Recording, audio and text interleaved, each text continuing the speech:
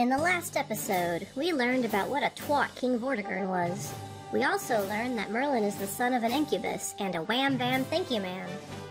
Originally, King Vortigern wanted to juice Merlin and use his child goo to make some freaky boy bricks for his man cave tower, but he was so impressed by Merlin's ability to find dragons underground that he decided not to.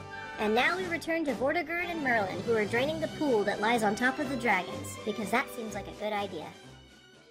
The Prophecies of Merlin. A little disclaimer about Merlin here before we continue. The way we view Merlin nowadays can be completely attributed to Geoffrey of Monmouth. Now, that isn't to say that he's some sort of creative titan or epic writer. It's more that he's a very talented hack.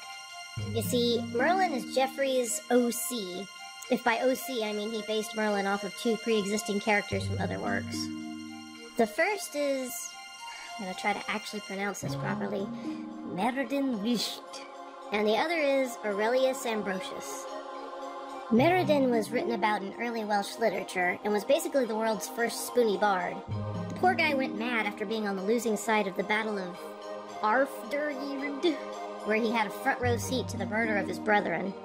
He then said, "F you, society," and became a wood hobo where he started seeing visions of the future. If he existed, it was in the 6th century, which was after Arthur's time. Now, the original Ambrosius Aurelianus was a real person, and a Romano-British war hero. Aurelius Ambrosius, however, is just a fictionalized depiction of Aurelianus written by Nennius in Nennius's Historia Britanniae. Nennius's version was the son of an incubus who told Vortigern about the tower and the dragons, and about the defeat of the British to the Saxons. Sound familiar? Ambrosius is just another name for Merlin, eh, Geoffrey? You naughty little minx. So, back to the plot. Vorty is chilling out with his newfound 𝐭𝐫𝗵𝗶𝗶𝗀 prophet boy and watching the pool drain. Once it is empty, lo and behold, there be dragons! One dragon is red and the other is white. The moment the dragons awaken and notice one another, they immediately start fighting because, well, dragon's gonna dragon, am I right? Vortigern watches and is like, what the hell? Merlin, can you provide exposition? I'm kinda simple. And Merlin immediately gets all BOOM! And then falls to the ground and goes into a trance. Typical Tuesday for Merlin here. Other 8-year-old boys get to play video games, but Merlin, he gets built-in Vietnam flashbacks. It's rough. Alas for the red dragon, for its end is near. Its cavernous den shall be occupied by the white dragon, which stands for the Saxons whom you have invited over. The red dragon represents the people of Britain, who will be overrun by the white one.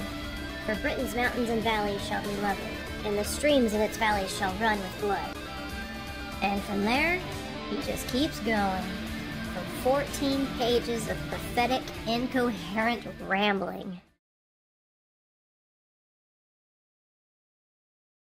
The boar of Cornwall shall bring relief from these invaders, for it will trample the next sin which shall hold the scepter after, and next after the surprise shall exalt this worm, and the force of Africa shall be committed to its care, and a dire famine shall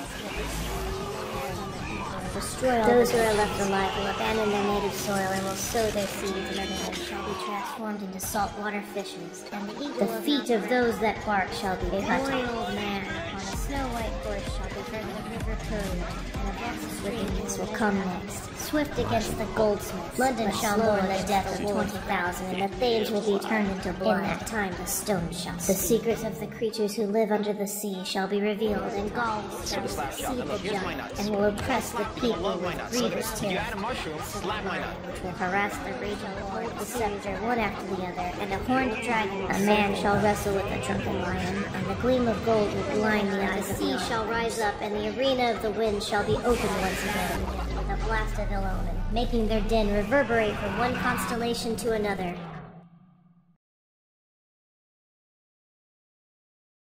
Long story short, do not ask Merlin to explain the plot.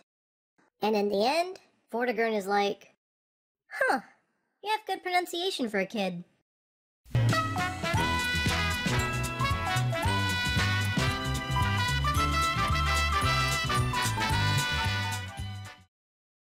You're gonna be in a great mood all day because you're gonna be slapping my nuts.